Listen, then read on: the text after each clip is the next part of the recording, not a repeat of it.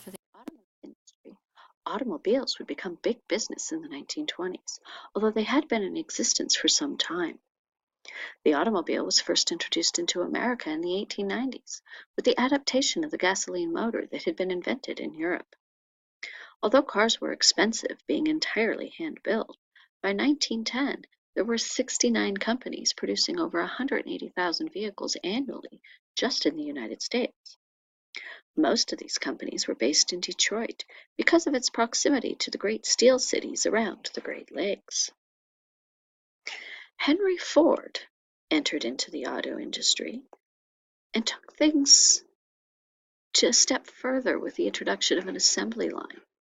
He broke down the assembly of his Model T into 84 distinct steps and had his workers do just one step each. And he mimicked the ideas of the meatpacking industry, which used overhead trolley lines to move carcasses through processing, in making a movable assembly line. Thus, he was able to drastically reduce the time it took to fully assemble an automobile from almost 13 hours to just an hour and 33 minutes. And by focusing on volume, Ford was able to rake in tremendous profits, even though he made less money per car than his competitors did. Once he introduced that assembly line, he was able to reduce the costs of his Model T to just $300, making it affordable for the masses. In addition, he increased the pay of his workers from the average of about $2 to $5 a day, inspiring both loyalty and hard work, because his employees did not want to lose that job. Ford also had a reputation for hiring immigrants, the handicapped, and even convicts, and paying good benefits, all of which led some to label him as being a traitor to his class. The drawback of the work on the assembly line, though, was that it could be very tedious, repetitive, and boring, with the machines at the assembly line setting the pace of work. Skill was completely unnecessary because workers did not need to know how all the parts of a car were put together, just their one part. But the impact of the automobile was tremendous, and the Model T, or the Tin Lizzie as it was called, would be the staple car for many years. By 1930, Americans owned some 30 million cars, and 20 million of them were Fords, mostly Model Ts. Supporting industries also boomed, such as rubber, glass, and fabrics, plus thousands of service stations and garages. But because of the generally poor state of most of America's roadways prior to the introduction of the mass-produced automobile, highway construction was going to be a necessary investment for states as well as the national government. A network of highways emerged with 387,000 miles constructed by 1921 and 662,000 miles by 1929. There were some drawbacks, however, because the nation's rail systems would be decimated because passenger cars, buses, and trucks took over transporting people and goods. Less attractive states would rapidly lose population as areas of the country became less isolated. Sprawling suburbs spread out even further as America became a nation of commuters, and many people died in traffic accidents, with more than 1 million dying by 1951, which is more than had died in battle in all previous American wars combined. The airplane was another key invention of the 20th century that saw tremendous interest in the 1920s. Although hot air balloons and gliders had been around for some time, the first powered flight took place at Kitty Hawk, North Carolina, on December 17, 1903, when the Wright brothers, Orville and Wilbur Wright, flew a gasoline-powered airplane for 12 seconds and 120 feet. Airplanes were used with some success for various purposes during World War I, though they were mostly limited to observation. Shortly after the war, commercial airlines with airmail contracts came into existence. The first regularly scheduled airmail service was begun in 1918, running from New York to Washington, D.C. though Congress officially did not pass an act until 1925 to encourage commercial aviation, and at that time authorized the Postmaster General to sign contracts for airmail service. Many of these airmail pilots would then go on to compete for various prizes to be the first to do something particularly significant.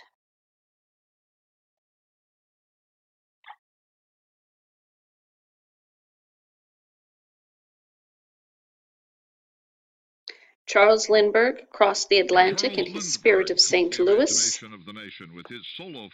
traveling from New York to Paris in a then record time of 33 hours and 39 minutes. And Lucky Lindy would become an American icon and a world hero.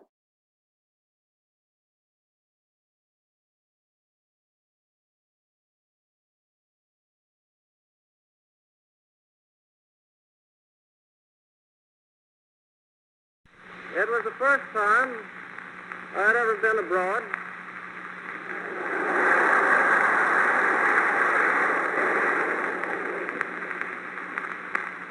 I'd seen a number of very interesting things as I flew over southern England, the south coast of Ireland, and France. I'd only been gone from America for 2 days, a little less. By the 1930s and 40s, travel by air on regularly scheduled airlines was becoming markedly safer than travel on many of the overcrowded highways. Thus, railroads saw yet another setback as airplanes stole passengers as well as mail service. And by World War II, airplanes were going to be used with devastating effects on cities subjected to the war. The radio was another invention that would have significant impact on American culture and society in the 1920s. Italian inventor Guglielmo Marconi invented wireless telegraphy in the 1890s. But in the United States, the first voice-carrying radio for commercial use didn't debut until November of 1920, when KDKA Pittsburgh carried the news of President Harding's landslide victory in that year's presidential election. Radios would soon become a staple in American homes. It was even a question asked about on the 1930 census. Do you own a radio? The impact of the radio was significant.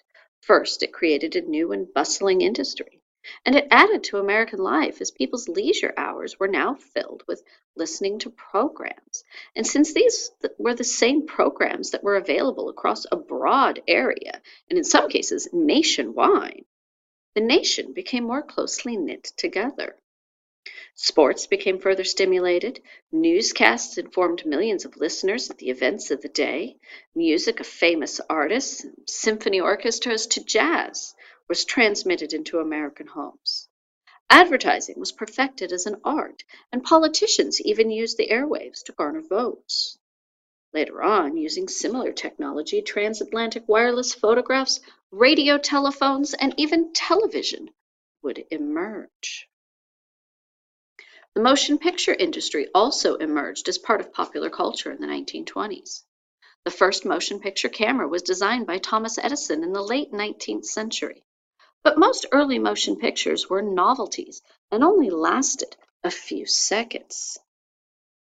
The first real motion picture that told a story debuted in 1903, The Great Train Robbery, which was an approximately 12 to 14-minute short film.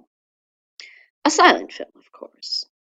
The first full-length classic feature-length film was D.W. Griffith's Birth of a Nation, which debuted in 1915, though today that film would have been heavily criticized because it glorifies the KKK and defames African Americans.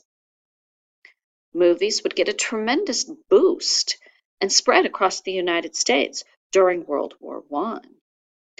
They were incredibly popular, and more than 10,000 movie houses were built in cities and towns across the nation. You had films being made by both major and minor studios. So many films that it's believed that there was more silent films made during this roughly 25-year era than have ever been made since the introduction of films with integrated sound. And they did continue to be made a little bit after the introduction of those talkie pictures.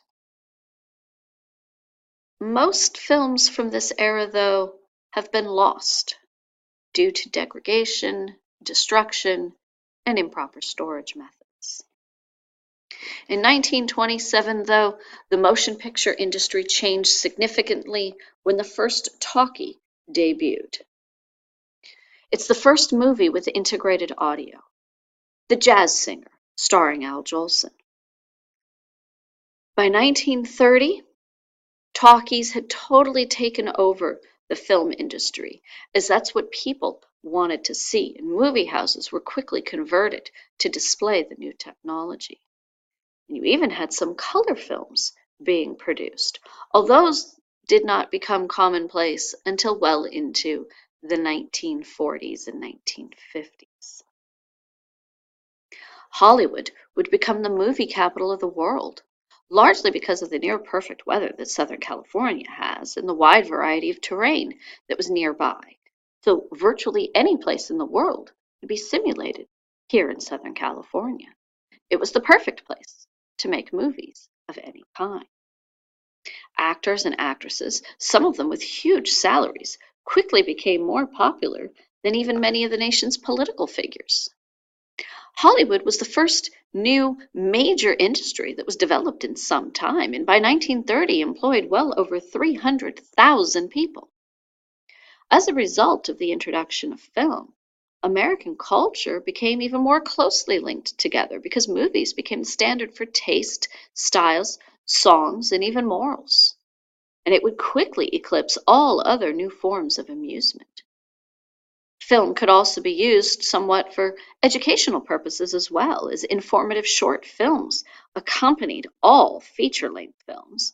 You also had newsreels and travelogues, and of course the entertaining cartoons that came before every picture debuted.